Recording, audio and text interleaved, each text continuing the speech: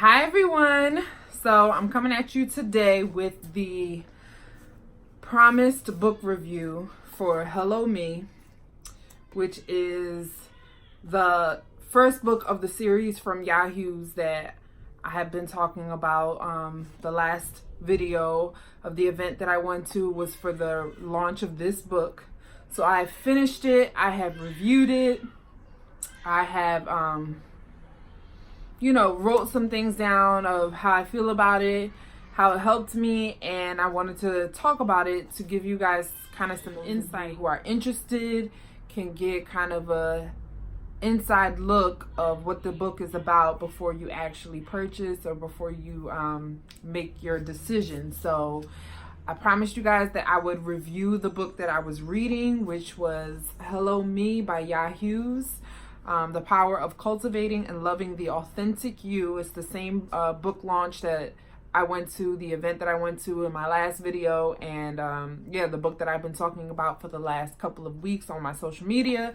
I wanted to get a review out for you guys so you can kind of see what it's about, what she talks about in the book, what she deals with in the book, and run out and get your own copy. She's actually on the second book of the series now, which is called Hello Freedom, which I'm really excited about. So that's coming next.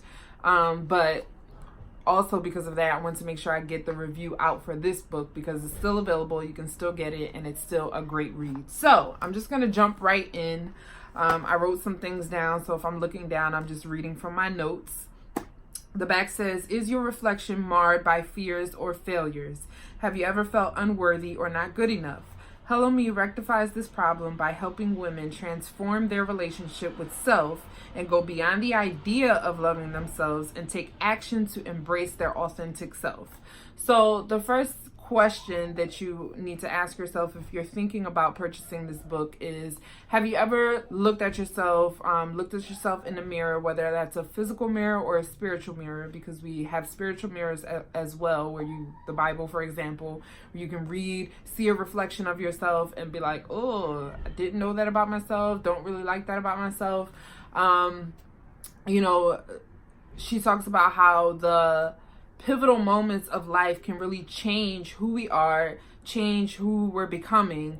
And oftentimes, years down the road, you look in the mirror at yourself and you don't recognize who you are. That is what happened to her. She talks about her testimony in the book. She's very honest and very relatable, which I love.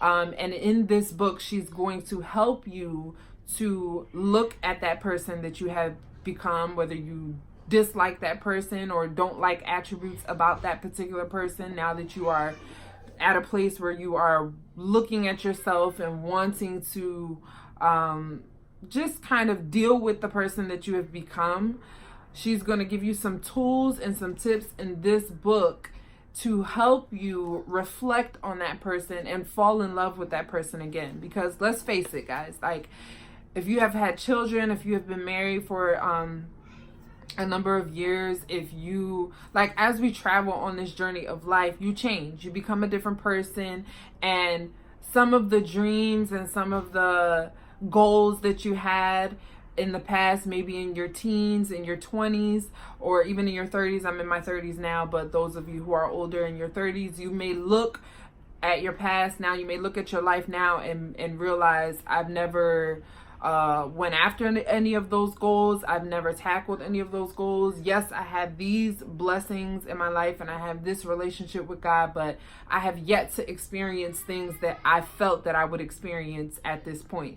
Those are some of the reflections and some of the things that you may be looking at yourself. I know when I was reading the book, those are some of the things that I had to deal with is, just kind of realizing that you're not who you thought you would be at a certain age, and that can be difficult. So it's great to have a tool that you can kind of read through. It's like is sitting there with you, telling you, encouraging you, and letting you know that even though you are in a different season of your life, you can still, the desires of your heart that you've had, God still cares about those things, and he still wants to help you to experience those different things in your life.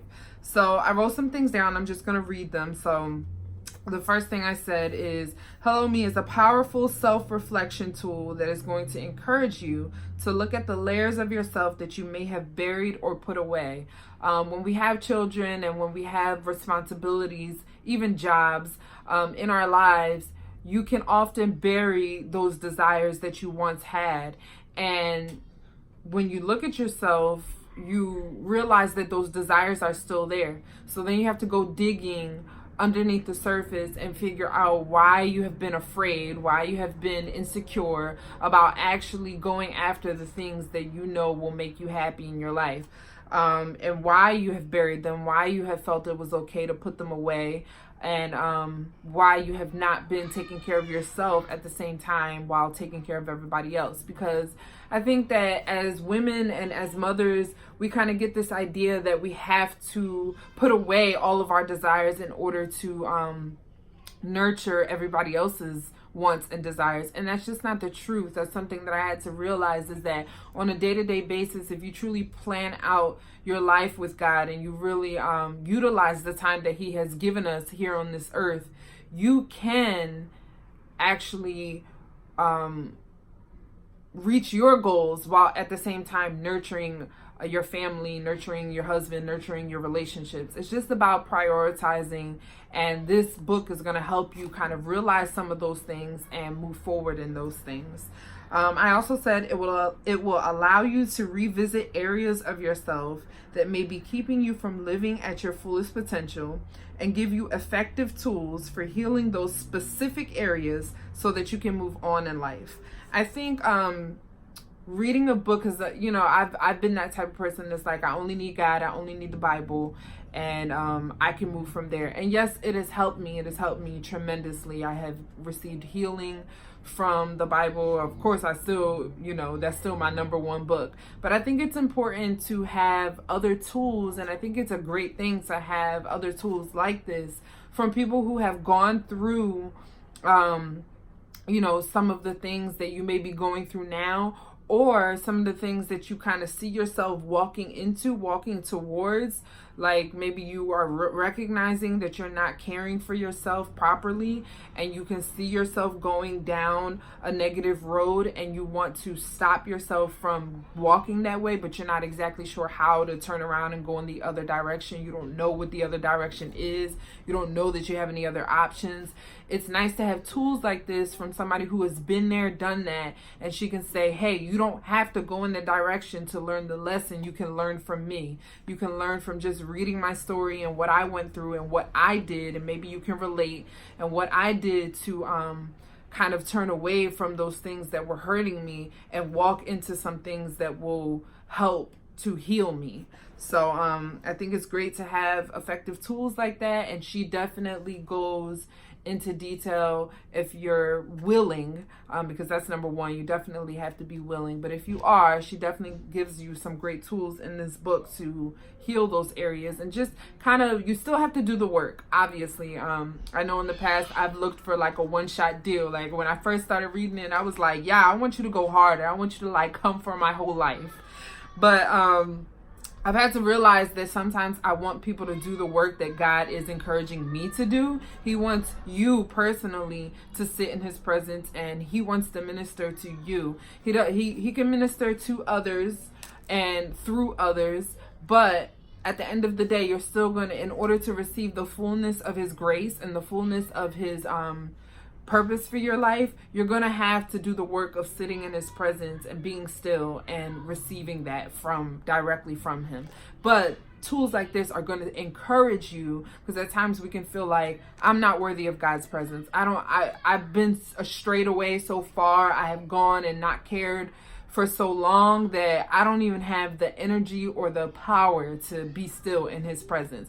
Books like this are going to encourage you that doesn't matter how long you've been away, doesn't matter how long you have strayed or how far you have gone, that God's presence is always welcoming, it's always inviting, and it's always going to bring you back in, but just to bring you in and then to make sure that you remain.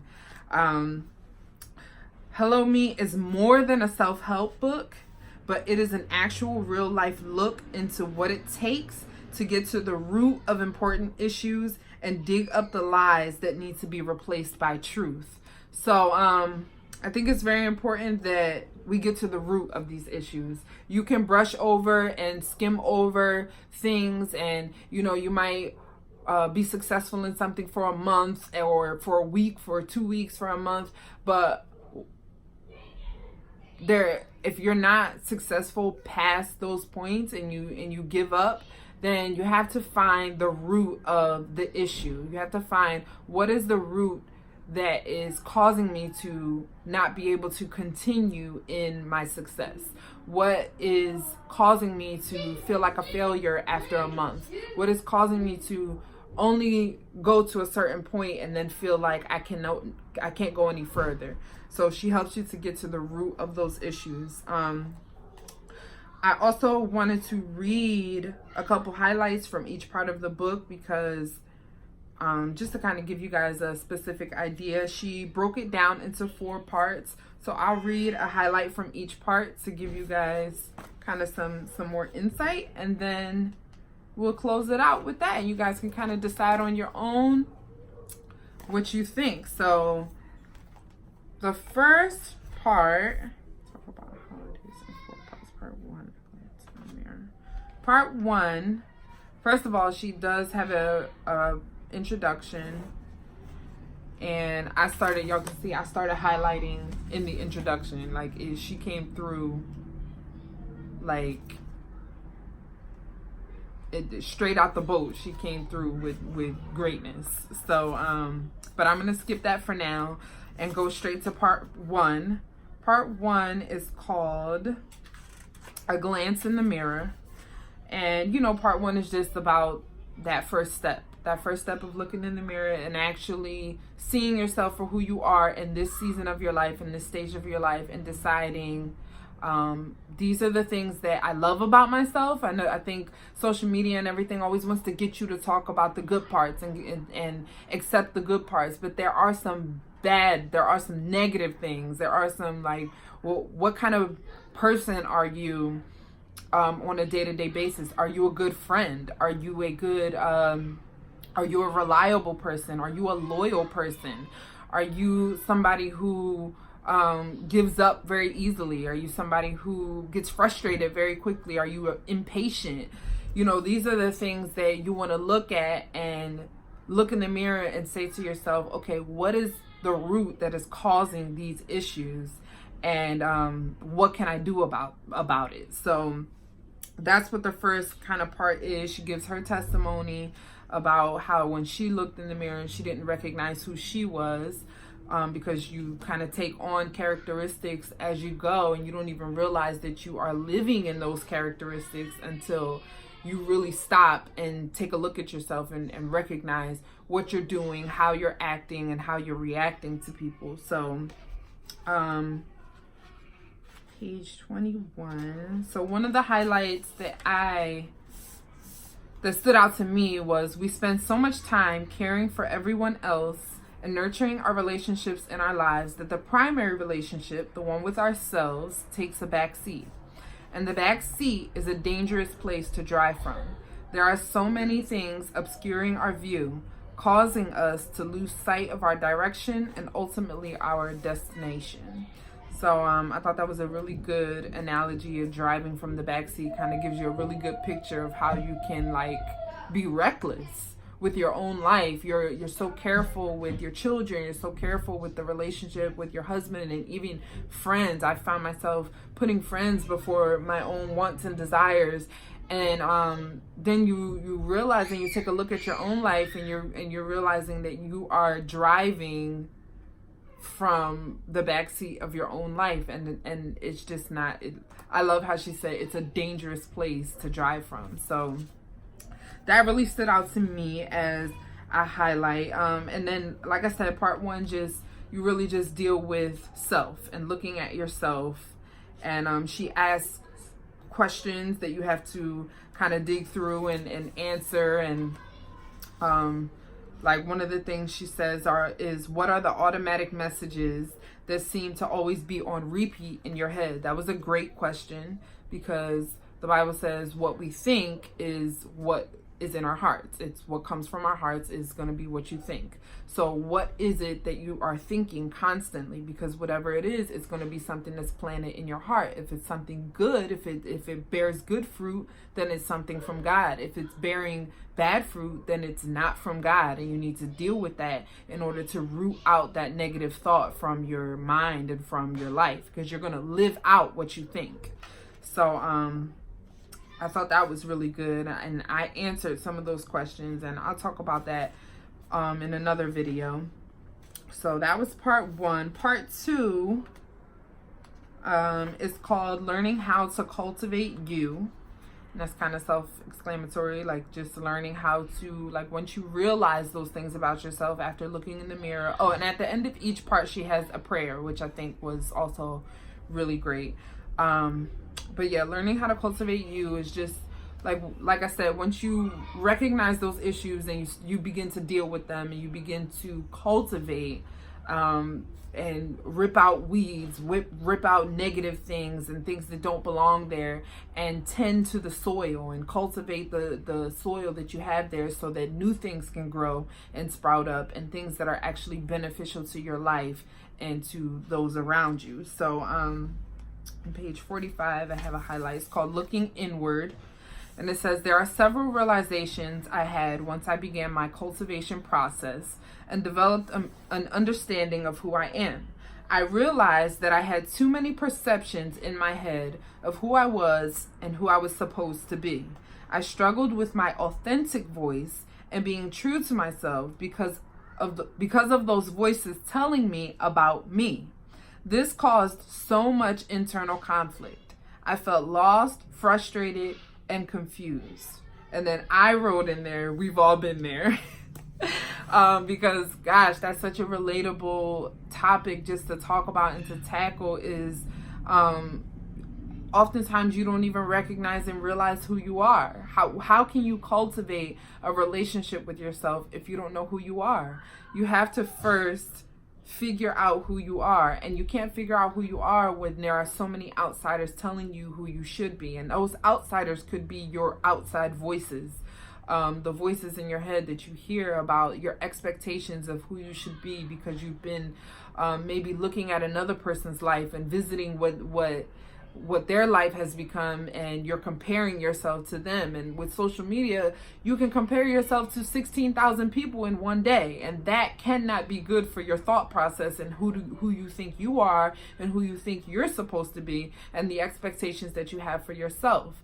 You cannot meet yourself through somebody else's profile, and that person may have been cultivating themselves for 10 years, and you just began the process of cultivating yourself, or you just have come back to the process of cultivating yourself, and all of a sudden you're down and depressed because this person who has been cultivating themselves for quite some time is bearing fruit, and you don't seem to be seeing the same fruit.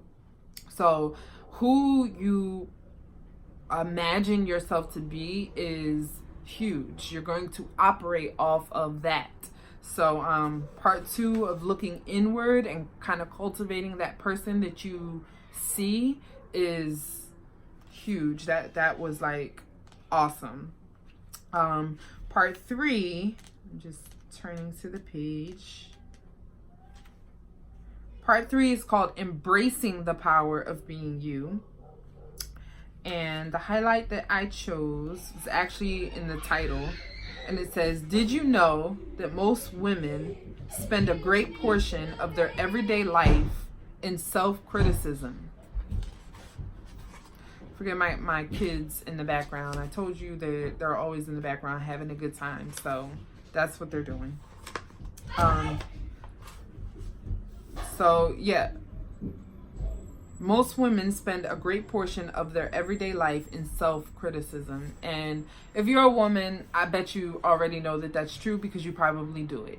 The thing is learning how to hear that voice, recognize that inner critic, and fight against that voice. That is the point that you need to get to in order to truly overcome the person that you have been, that lowly person, that insecure person, and become the confident person that you know you can be, and that you maybe once have been, or that you perceive yourself to be on the inside when you are alone, and when you know the things that you know about yourself, the greatness that you know about yourself that lives in you.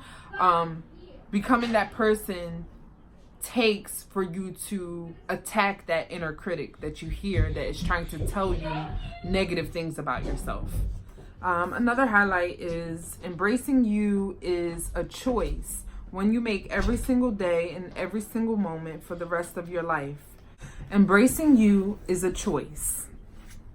Can we just stop right there for a minute?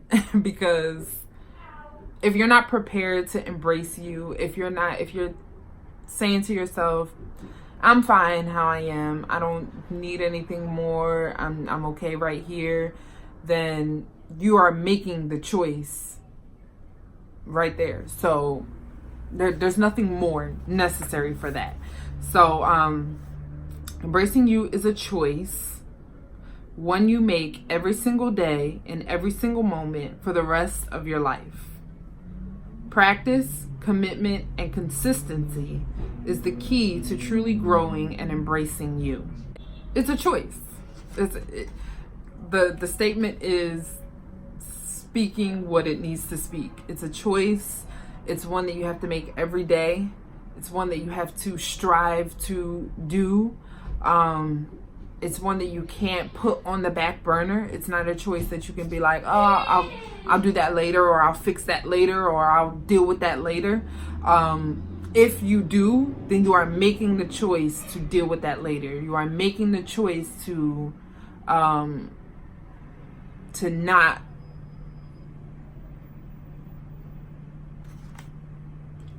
choose yourself, to not embrace who you are. So it's important that you make the choice and then act on that choice every single day. And the last highlight that I wanted to read is from part 4, which is on page 85. Oh, and she also has reflection questions in each part, so you'll get to actually sit down and journal and like go through and answer these questions and really dig and deal with yourself in a way that you probably wouldn't do if you didn't have these reflection questions, or if you didn't have this tool or somebody there kind of bringing that out of you. So part 4 is called Leaning Into Loving You. And the highlight that I want to read from this particular part says, oh, this was my favorite one. I think this was my favorite one. So, and I actually posted this on my Insta stories as well, because it stood out to me so much. So, okay. The reason I couldn't fully receive love from God was because I had a distorted picture of love. My yearning and desire for love were tied up with far too many people and things, and I couldn't love me. I was lost in the pursuit of validation, perfection, and pretending. After several years of doing the work, the reflecting, the evaluating, the embracing, I was able to receive and embrace God's love and began learning new ways of loving myself. I'm skipping and then I'm going down, and I also highlighted, I learned that love is a deep appreciation, and I need to accept and appreciate all of me. So that was such a important, it just stood out to me because, again, it goes back to the perception of who other people think you should be, and those expectations that you put on yourself. And it all has to do with perfection, pretending, and validation. Those 3 words were just so, they just like jumped off the page at me, because we all, like, if you are stuck in perfection, then you are trying to, you have an expectation set for yourself that you'll never be able to meet. So you're always going to find yourself disappointed every time you can't meet that idea of perfection that you're looking for. Also, validation if you are looking to be validated from anybody other than God, you're going to fall short again, because man, their instinct is to live by sight. So they're going to validate you based off of their own experiences. They don't know you. They don't know what you've been through. And if you're looking for validation from them, if you receive it, then great, it's going to push you forward. And then if you don't receive, but in the same token, that's why it's important to not be looking for validation from other people, because if you don't receive that validation, it's going to crush you, and you're going to think, I'm not worthy. You're going to think, I should have never done this. This call isn't for me. Whatever those thoughts spiral into, because the validation that you had already received from God, otherwise you wouldn't have stepped out on faith in this area, has now transferred over to validation from man and pretending. Because what happens when you don't get validated and you don't meet that standard of perfection? You begin pretending. You begin pretending that you're okay. You begin pretending that you are on that level that you're trying to reach, even though physically you may not be there, mentally you may not be there. You begin pretending that you are there to get that validation and to meet that standard of perfection, and then all of a sudden you're not authentic. Now you can't deal with the actual emotions that you have been putting aside, because you have become that pretender. You have become that person who acts like everything is okay. And trust me, when you put yourself in a position where you are pretending that everything is okay and you're just kind of living and you are masking over your issues, it is difficult to draw back and then begin dealing with that issue again, or with those issues that have caused you to pretend in the first place. It's best to just deal with it when you're faced with it and walk through that fire with God. Let him burn off all of those things and create beauty for ashes and move on from there. And again, it says, I learned that love is a deep appreciation, not just an appreciation, but a deep appreciation, and that I need to accept and appreciate all of me, the good, the bad, the indifferent, the ugly, whatever it is. So that is the last part of the book. And then she goes on to say that this is the first book of a series that is coming. So she invites you to join her on her Facebook group and on her website to continue the conversation about cultivating yourself and embracing yourself and loving yourself and being authentic with yourself and others. And I just think it was a great tool. It's a great starter tool. I'm excited for the second book, but I still think that I'm not finished with this one. I'm definitely going to revisit this and just kind of deal with some more things within myself that I have still been kind of brushing to the side. So I think if you are in a position or in a place where you're kind of like, there are things in my life that I have not, that I have put aside. There are desires and there are things that I know will bring true joy and happiness to my life that I have put aside because I felt they were unnecessary, or I felt I was unworthy, or I felt that it didn't matter. I think this is a great tool to pick up. It's a light read in the sense that it's not very long, but it's jam-packed with what you're gonna need to begin that process.